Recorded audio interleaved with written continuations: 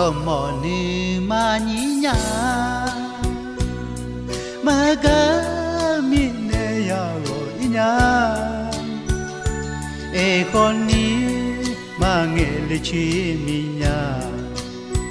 yom be ban ne ya ga ya khao ya ga ne ya go imya ba ne ya go kainya e koni kenong ule ma de yom be ga lu e ga kula si mai nhà nhị ga cứ lo mà hư đi đi mai nhà nhị ga cứ lo mà hư mi nè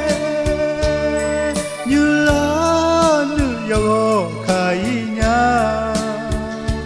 cả khu la sẽ lấy ya khát yêu yom be gan nè như nữ ye cho nhà anh hứa luôn thì anh chị này có phải cả này cho họ màu những lần mà giờ gọi này phuli moli ko dom ngày chua này giờ cái này là ngã lo có mà lo chút thì còn té tụi thà ra nó đi nha cái con này thà này cho này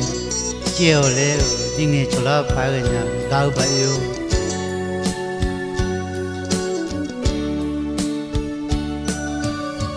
nó cho mò nữ mà nhí nhá mà cả mình này ya gọi nhá e con ní mà nghe lời truy mình nhá yom be ban ne ya ga ya khao ya kha ne ya gọi mya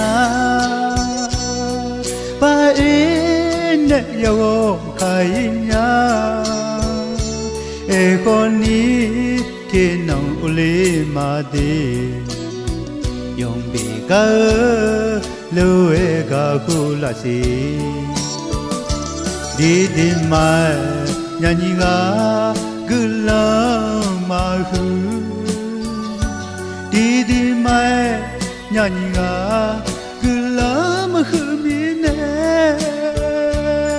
như lo nữ yêu khai nha cả khu la